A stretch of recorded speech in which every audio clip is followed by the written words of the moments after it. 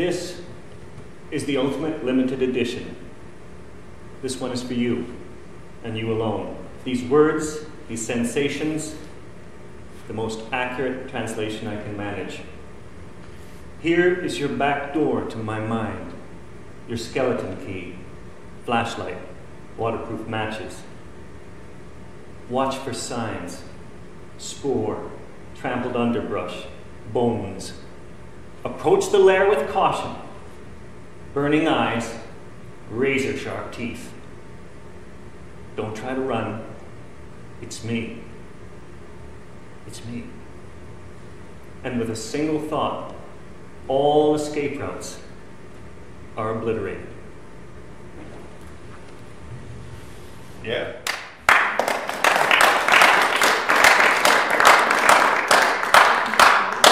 I better get the thank yous out of the way, because once I get wound up, I'll never remember. But I want to thank Larry for popping in at the last second and agreeing to do that intro. I also want to thank the library, Carla, and just for hosting this event and giving me such a great venue to work with. And I'm very, very grateful for that. To my production team, Sam, Micah, Sean, Sharon up there, thanks so much for contributing to this event. I really appreciate it.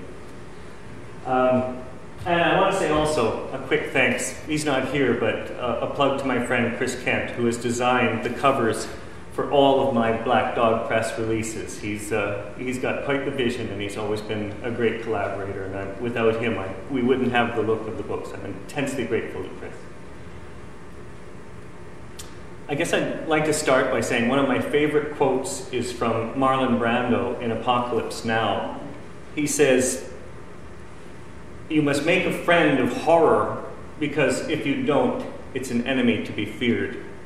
Well, I don't know if I've ever really befriended the dark aspects of my character, that poison family tree from which I originate. But I've certainly had to come to terms with it, the depressions, the rages that genetically just have been there for so long and has caused so much damage in my family. You can't make a friend of horror, but you have to come to terms with it to some extent. And you can do that through the catharsis of work, through the redemptive powers of a love that doesn't know any compromise. And I've been grateful enough to receive that. Because you can live with one kidney, you can live with one lung, you can live with 10% heart capacity. You can, even if you're a member of the Liberal Party who thinks that Justin Trudeau is going to lead you to the promised land, live without a brain. But you cannot live without hope to sustain you. And it's my wish tonight that despite the darkness of some of the material that you'll be exposed to, that you will see that it's shot through often with a silver thread of usually black humor. And that is also something that can save you. I'm going to start with poetry tonight.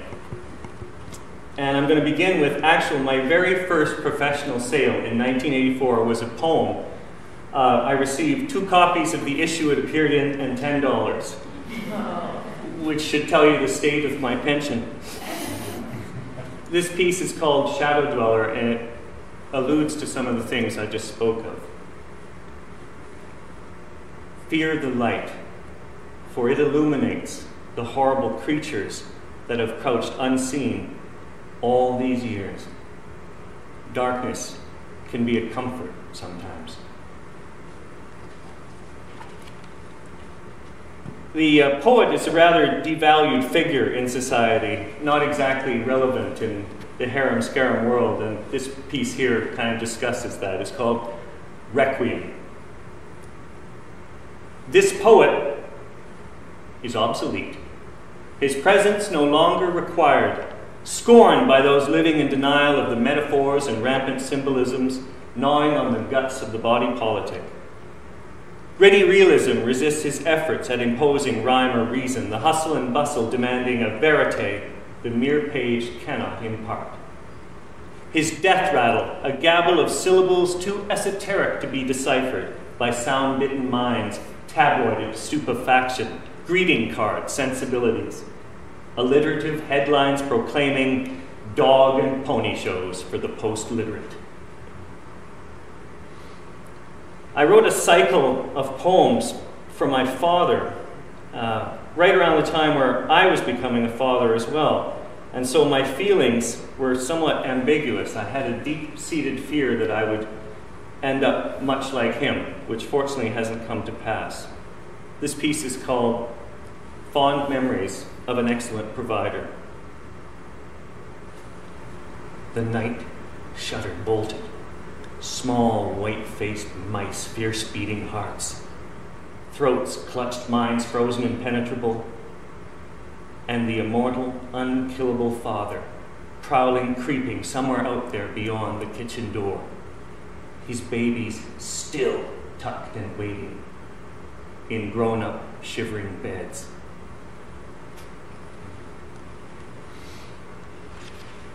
And this one, the title is his initials, WCB, Rest Now. I only knew my father as an old man, whittled down by life, a soul yearning to be reborn. Dad was a consummate victim of larger forces and intelligent enough to know it.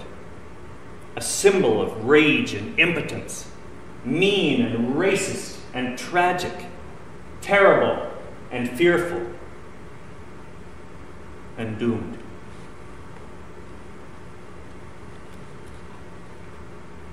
And from the destruction of families to the destruction of our environment and world, mass extinction. It feels like the end of something, a dead zone spreading outward from some remote Pacific atoll. I remember when the weather was normal and the bees weren't dying and you could see the stars. Since when did the natural become unnatural? Man-killing winds, biblical floods, the grass eating holes in our shoes. And who will feed all the hungry mouths, Mother, if you take sick and wither away?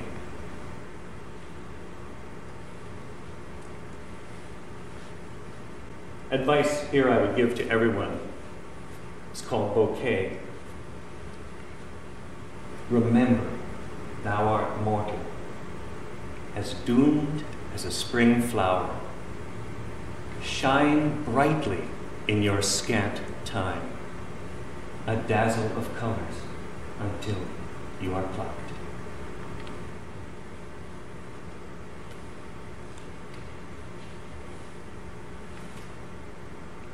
Darkness, take my hand. Here come the shadows. Here they come. Watch them come. Come, shadows. Come, shadows. Here they come. Here they come. December. I sing praises of December, the reaper, smothering snows, suffocating cold. Calling crows announce the death toll overnight. That which walks a frozen land passed by and left its cruel mark.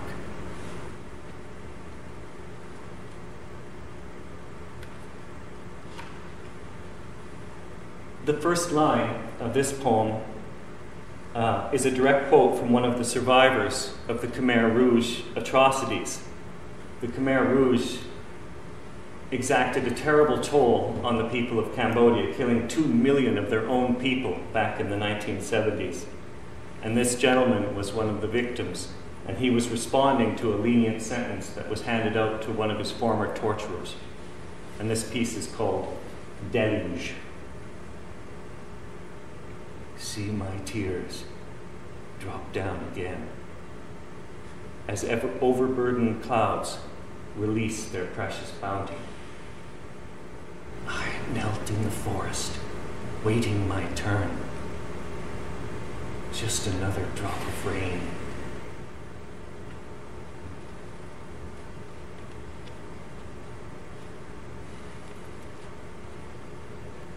vow. Because I love her, and because I am an article of her faith, I will not betray her today. Because she is good and kind, and I cannot bear the notion of hurting her, I will not betray her today. Because her soul has never known darkness, and she does not wish to be acquainted with horror, I shall not betray her today. Because of her eyes and a smile that insists all futures are bright, I must not betray her today.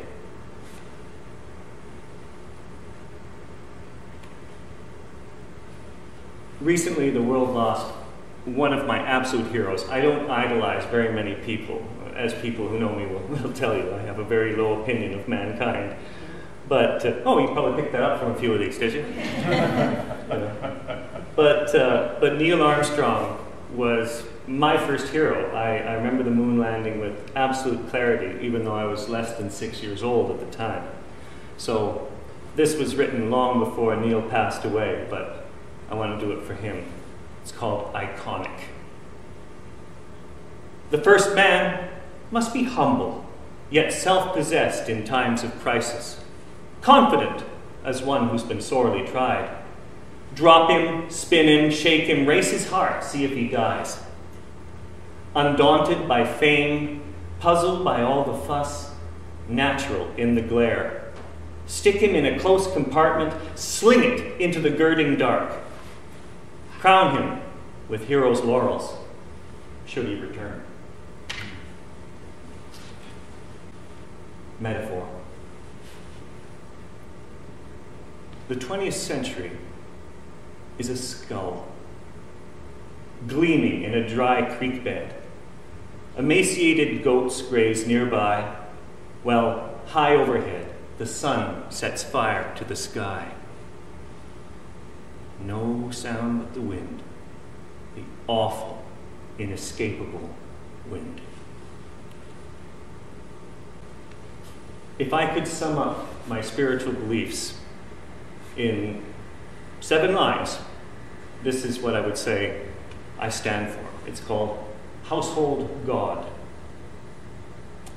In our prayers and songs of devotion, by our deeds, with the hands you've given us, humble servants to one who is infinitely distributed while remaining ever present.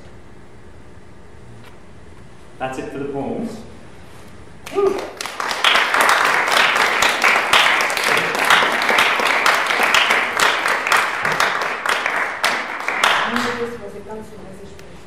Now, hopefully we'll lighten things up. No, actually not with this one. No, not that one either. Ooh, well, it'll take a while, but it will lighten up, okay? This first piece, I should explain that most of my prose poems come about through the process of automatic writing. And that is, I feel a spell coming on me. That's the only way I can describe it. And I'll sit down and hold my pen to the paper, and it will literally start moving across the paper of its own volition. And it's like I'm channeling something. And that's the way I would say 70% of these pieces came about. And this first one is a perfect example. It's called Greenhouse Effect. I'm not going back to you. I'm gone. I'm out of here. You won't find me. It'll be like we never met. Just another face in the crowd, on a forgotten street, in a strange country. One of the disappeared. Yeah, lost in time and space. I wasn't born in the first place. Back to the womb. Stillborn. No, aborted. A puddle of pink flesh, gristle and blood, dumped in an incinerator, reduced to ash, floating in the troposphere, burned by the sun, ultraviolet radiation, a cancer on your body. Gone fishing. I don't think it's right for you to call me those names. I am your husband, and you are my wife. I think I will sew your lips shut with 8-pound test line. I think I will gut you and fillet you. I think I will eat you, head and all.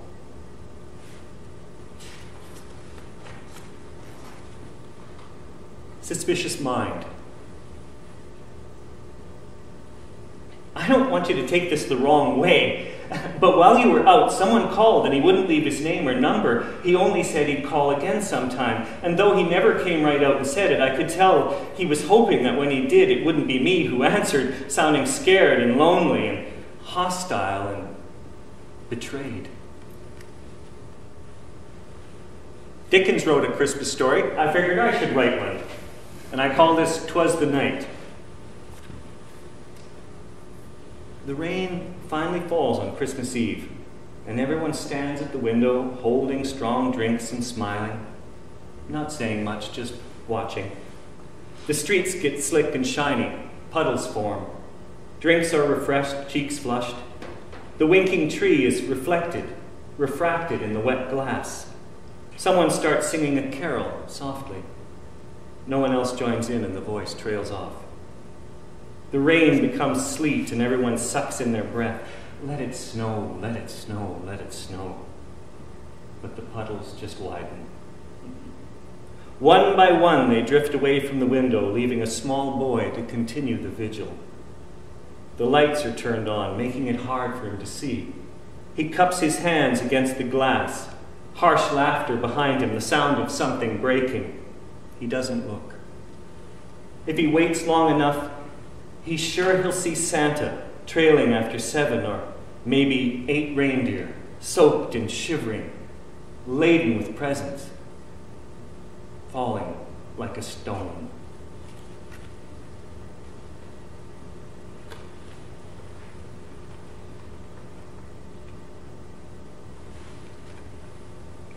AI. I come to you in a small brown box, and I grow when exposed to the light. You praise my sinuous limbs and brilliant perfume blooms, slipping a piece of me into your lapel each morning before leaving for work. I radiate outwards, familiarizing myself with my new home, shying away from those corners the sun doesn't reach. I rearrange the furniture more to my liking, reseed the carpet, excrete new colors for the walls. For energy, I eat your waste and nibble the mites off your eyelids while you sleep. You admire me for my fastidiousness, and I, in turn, envy your ability to move about at will. We settle into a comfortable routine, the very picture of domestic bliss.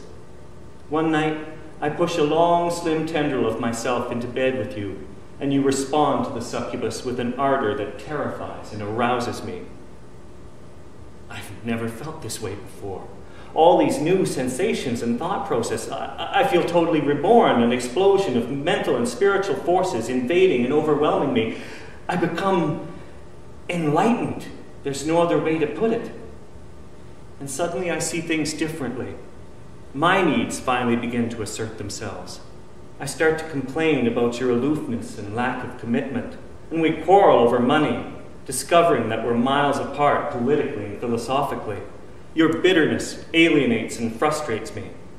Both of us seem to be looking for a way out.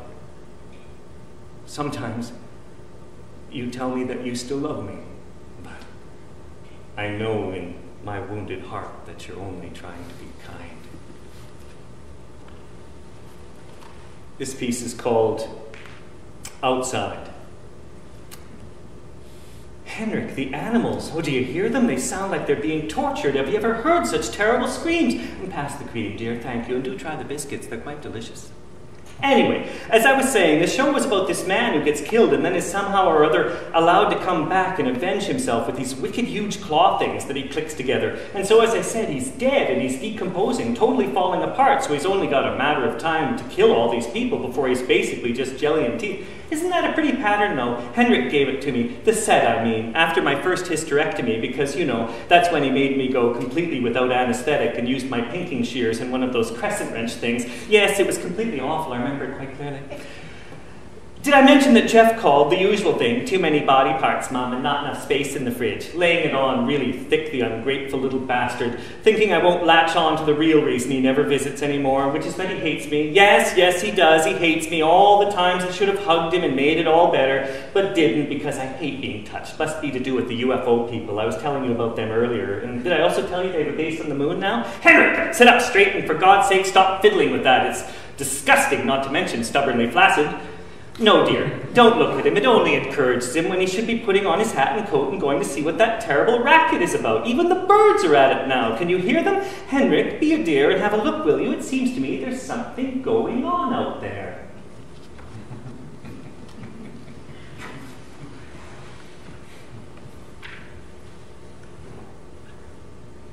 I have no idea where this one comes from. It's called Parasite.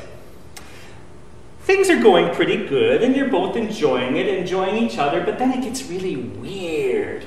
He decides he isn't content just entering you, he wants to actually get inside you, and proceeds to go ahead and try to do just that. And he's wriggling and pushing despite your protests and efforts to unseat him, straining and burrowing, until it's just his hairy ass showing, before that too sort of slurps up into your vagina. So now you're stuck with this slithery feeling in your gut of a guy who was supposed to be just a one-night stand, a quick fling. And now he's cozying up to your innards like the itinerant squatter that he is, nothing more than a deadbeat living rent-free in your cramped uterus, kicking you under the ribs when he turns over, giving your bladder a playful squeeze every so often, just to remind you that he's still down there, and apparently not in any great hurry to leave.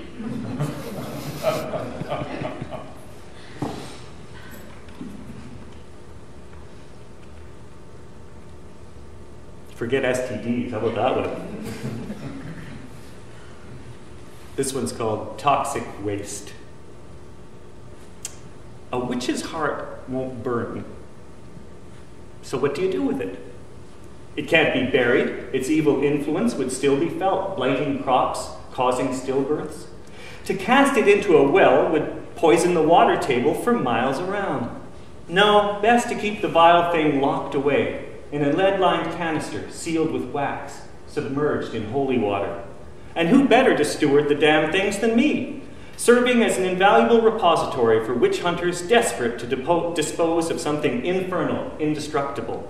Making a pretty penny off it too, if I may say so. Not many willing to do the work, to be honest. It's the shrieking and carrying on that's the worst. There are nights I have to plug up my ears. They never rest, and they never stop yearning to be free. From 100 shelves, 1,000 faceless jars, some of them claiming innocence, and they're the most dangerous and insidious of all.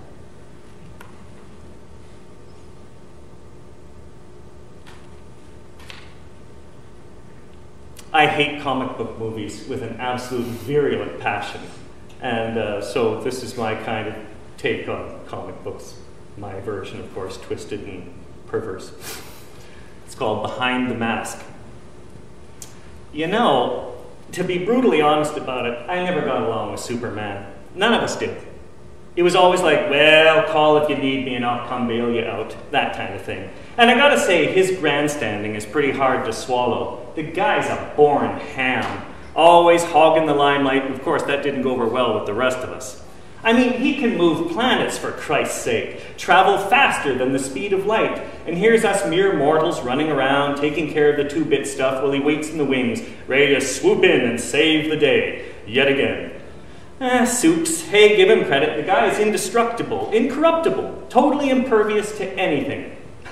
Although, I gotta tell you, sometimes a few of us would get together and, you know, raise some tall ones and toss around ideas about taking him down. You know, if he turned evil all of a sudden, it was up to us to keep him from running amok. I think it was Bruce Wayne who came up with a kryptonite enema. Bruce could never stand him, but that's because he's such a prima donna himself. Guy hates to be upstaged. That bat signal of his, total self-promotion. You gotta wonder if the yes-man's ears weren't burning sometimes, because supposedly he can hear a soap bubble popping in China, right? Maybe that's why he didn't hang around HQ a lot, basically just dropped in, collected his mail, and back to the Fortress of Solitude. He never came to any of our Christmas parties, or stuff like when Spider-Woman got married. That's the way he is. There's only one Superman, and if the rest of us don't like it, too bad. And you know, that kind of attitude isn't likely to endear you to a guy. I'm not the only one who feels that way either. Hawkman, Green Lantern, you talk to them, they'll tell you the same thing. Believe me, he rubs a lot of people the wrong way. It's just that he's such an icon, the ultimate superhero. No one wants to admit that he's also the world's biggest schmuck.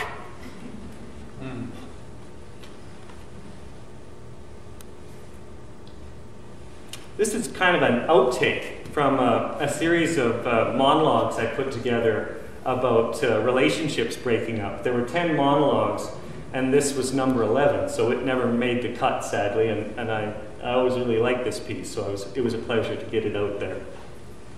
Hearing voices. I can hear this little voice in the back of my head going, "Shut up, Matt, cool it, man." But does that stop me? No, sir. Not for 1 minute. I'm going to tell this crazy woman what I think of her, and that's that. And so I do. I don't hold anything back. I tell her she's fat, and not only that, she's stupid and lousy in bed, too. This great spewing of venom and hate. And while she's screaming away in the bathroom, I'm walking out the door, twirling my keys around the finger like the master gunslinger I imagine myself to be. I'm actually getting into my car, starting it and putting it into gear, pulling away from the curb, from my ex-life, beginning all over again, easing my old Pontiac into the traffic and going with the flow. But you know, starting a new life is harder than it sounds.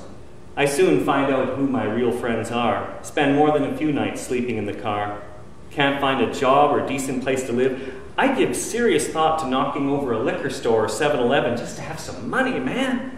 Gradually, things come together. I luck into a job with a moving company, which pays the rent barely, on a bachelor apartment in a building that smells like cat pee and old ladies. Me and Steve-O, we're the A-team. Bust our butts for $10 an hour, plus the occasional gratuity for not chipping the paint or manhandling the family china. It's not as bad as it sounds. Except that I'm almost obsessively afraid of hurting my back or dropping something heavy on my foot. Ending up on disability, what sort of compensation is there for a $10 an hour job? Not even enough to starve on. I'd be out in the street again. No thanks. To make a long story short, the months fly by, and one day me and Steve-O are sent to a place in the burbs. White picket fence, the whole deal. The door opens, and there's my ex, looking cheerful and perky, until she sees me, at which point her face abruptly changes, becoming more guarded. Steve, of course, has no idea what's going on, blabbering away like he always does, browning up to her, angling for a bigger tip. He's a master. It's a simple job, really. She wants a freezer moved from the basement out to the garage. Her husband is having their basement converted into a rec room. Other than some eye contact, she and I never let on we know each other. Steve-O slips on a tag of carpet as we're going up the stairs, and the full weight of the appliance nearly flattens me. I feel a burn in my lower back. Finally, he's able to get a handle on it and take some of the load off. "Hey, Matt, you all right?" His head pops up over top of the freezer. "Lost you there for a second." "Yeah," I groan. "I'm fine." But it's a lie. We wrestle the freezer up the stairs and out to the garage.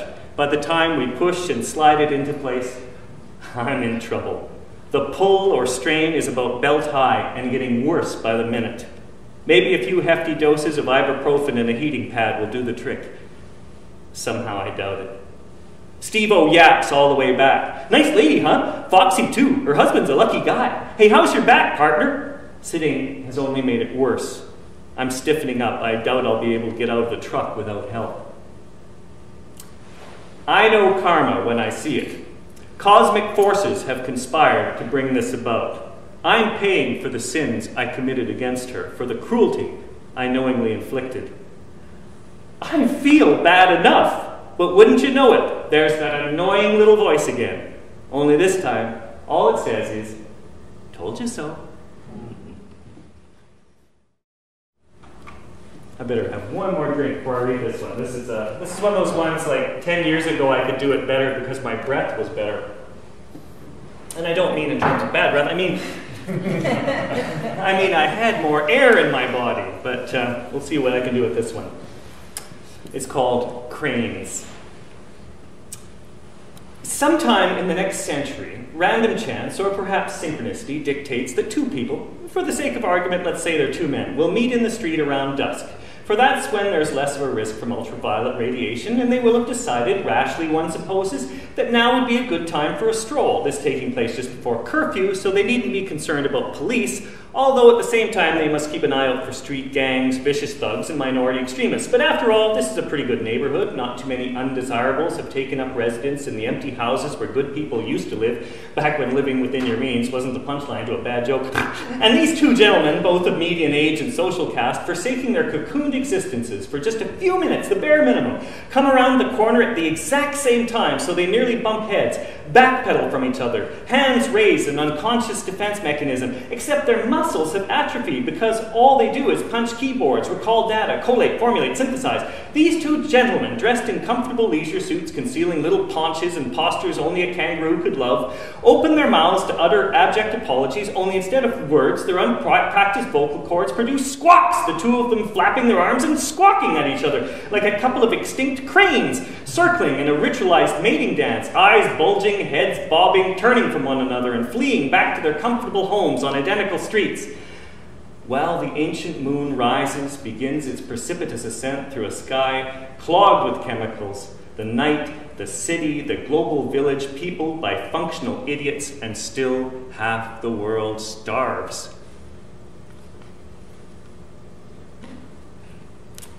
And the last one, I promise.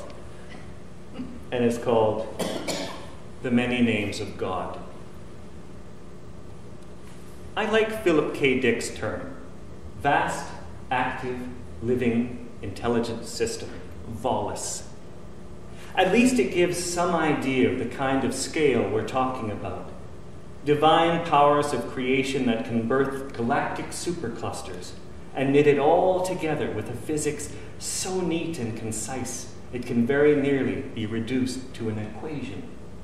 A few numbers and letters that denote paradigm shifts. Some religions and belief systems hedge around the naming or depiction of their gods and or lords of creation. Is this superstition or an acute understanding of the power of words? The periodic table, after all, nothing more than rows of nonsensical letters that, when properly arranged, become us. Thank you very much. Thanks.